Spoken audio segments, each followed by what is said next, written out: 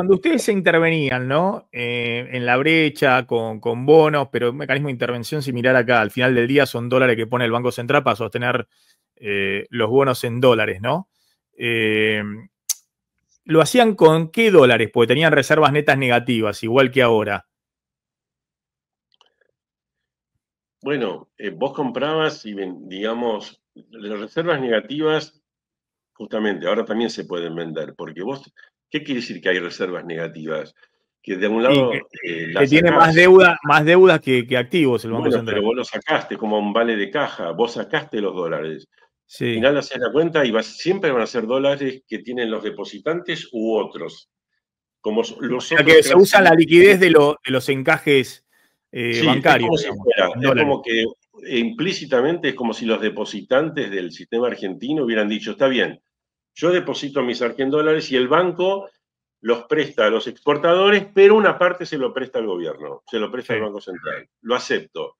Antes, vos, una simple circular te podría decirte, bueno, los dólares del Banco Central pueden usarse para los exportadores o para financiar hasta cierto punto al gobierno. No lo dice, no se quiere crear ese quilombo, nunca se quiso crear así, pero en la práctica se hizo.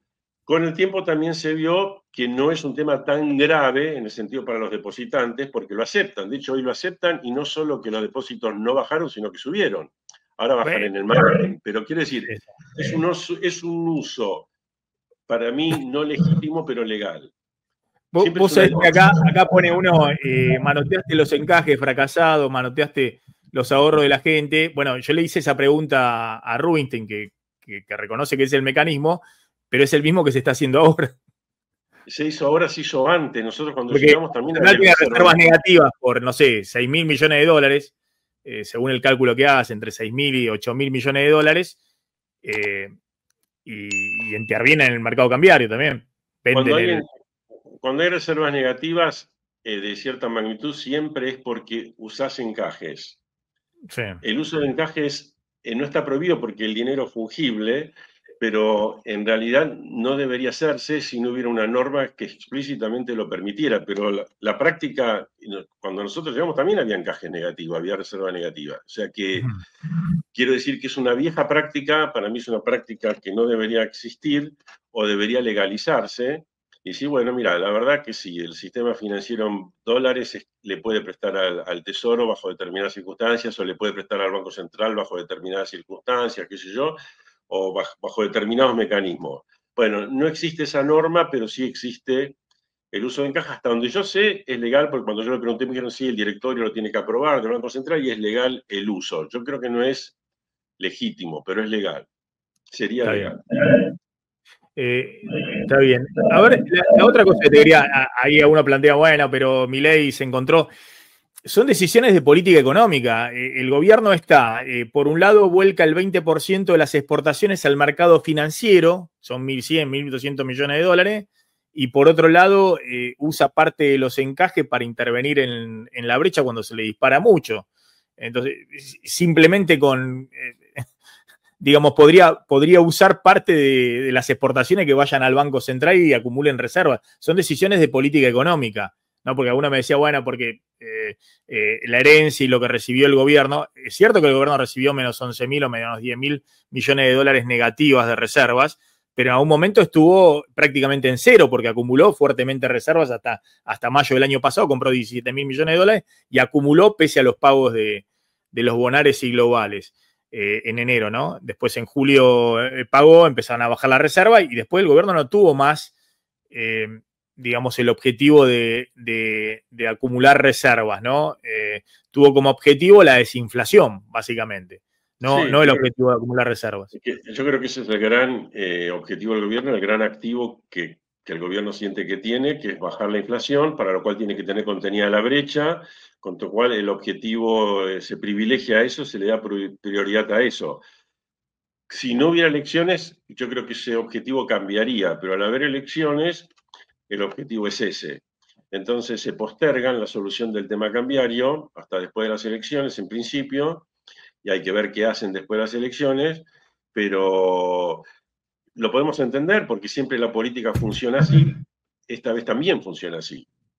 Creo que en ese sentido uno piensa, bueno, hay un dólar electoral, entonces se interviene la brecha, se fija el tipo de cambio del crawl del 1, se espera que la inflación baje un poco más y ese es un gran activo de cara a las elecciones. Es así como funcionan las cosas. Te hago una última de parte mía respecto a cómo ves la dinámica. Bueno, ahí me empezó de nuevo el ruidito, pero ¿cómo ves la dinámica hacia adelante, no? Porque vos en el gobierno anterior con Massa propusiste inicialmente una devaluación que vos considerabas en julio de 2022 que era inevitable en ese momento, más un ajuste fiscal muy fuerte, ¿no? Que es un poco lo que hizo Milei cuando llegó, que subió el dólar 120%, más allá de la magnitud, e hizo un ajuste fiscal muy fuerte, ¿no? Entonces, de alguna manera, se le amplió, digamos, el margen de maniobra a la política económica, pues en ese momento vos llegabas, no tenías ninguna maniobra de nada. Obviamente que tenías que devaluar y obviamente que tenías que hacer un ajuste fiscal porque no podías emitir un solo peso, si no te ibas a buscar a 300, 400% de inflación y una brecha que no ibas a bajarla de ninguna manera.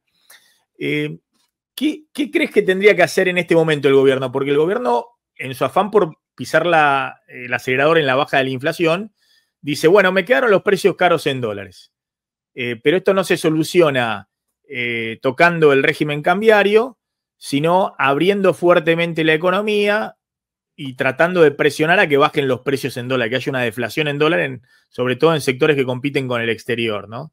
Y esto obviamente hace crujir al aparato productivo.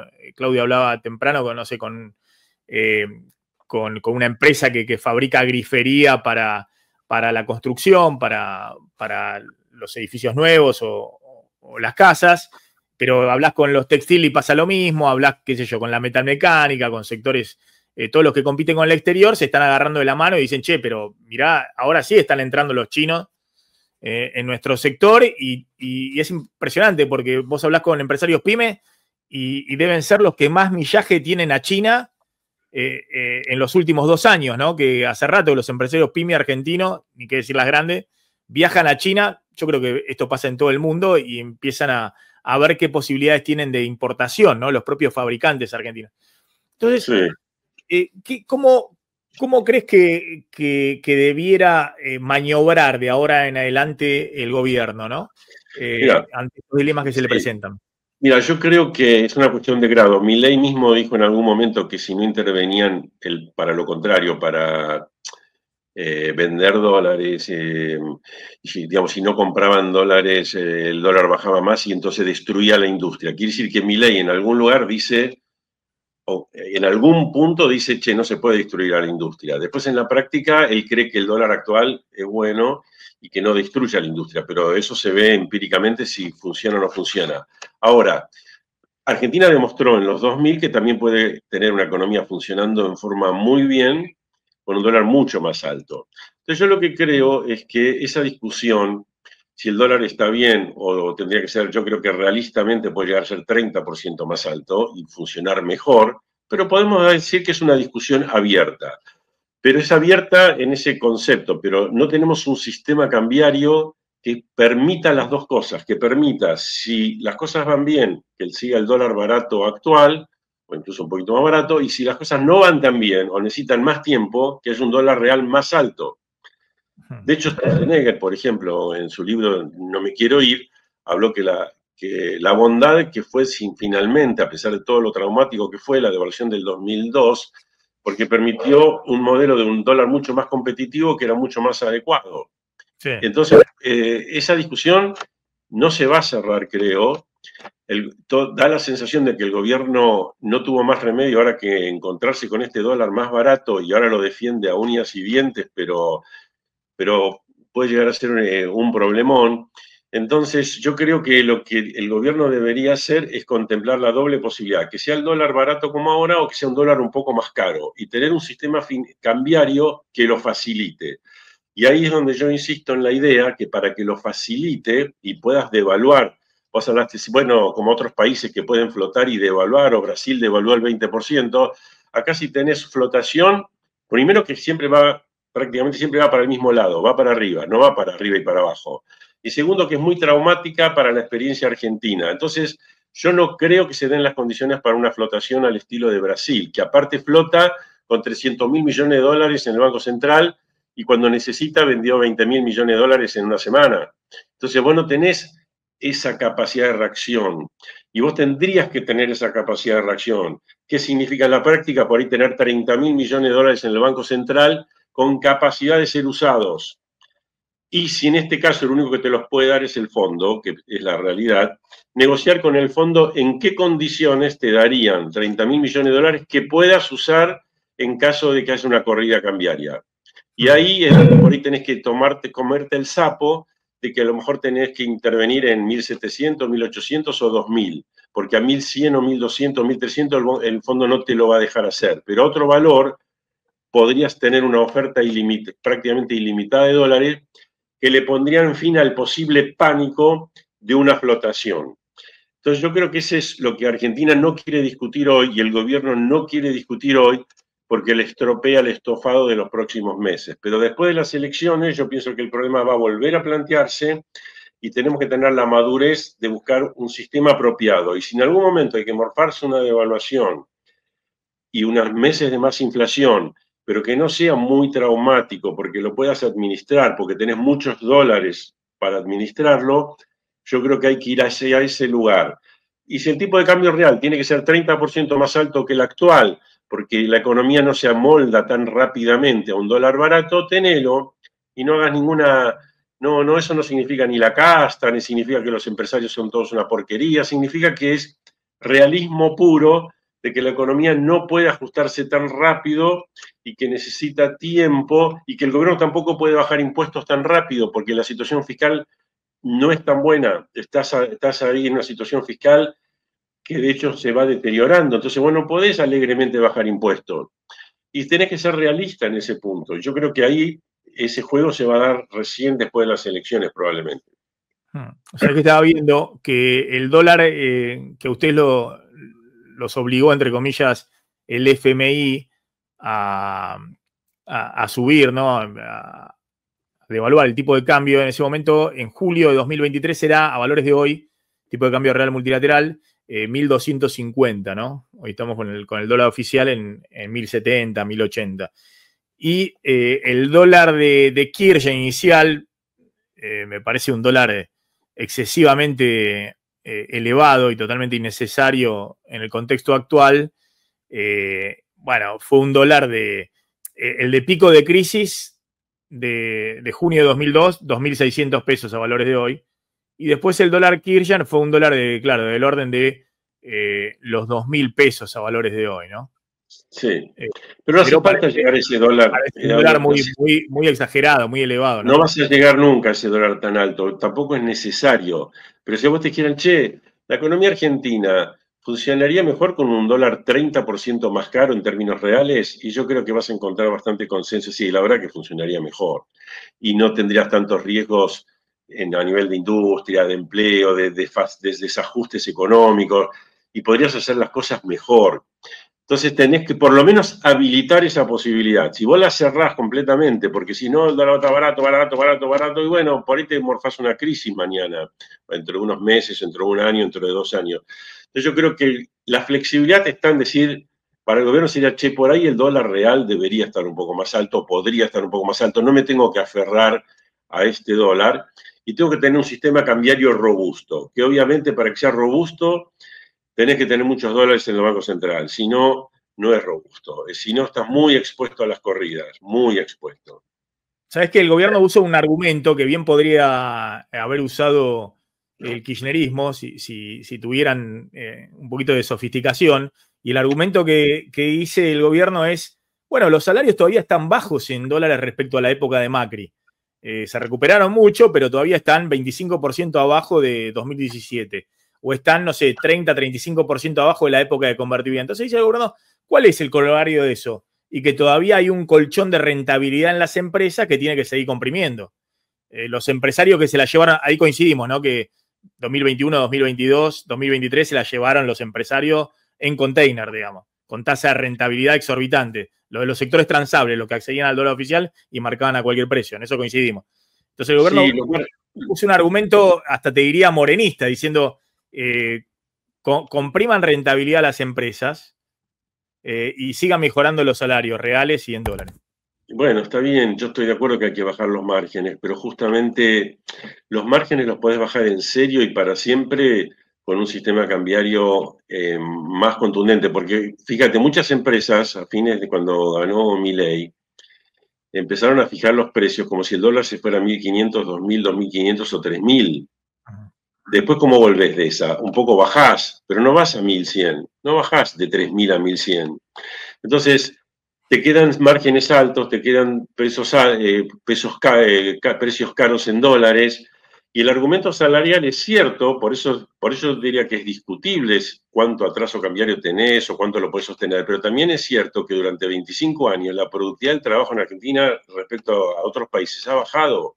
Entonces vos tenés que hacer toda esa cuenta, no solo el salario en dólares corrientes, sino la productividad. Argentina es una economía que básicamente se estancó o cayó en PBI per cápita y otras subieron.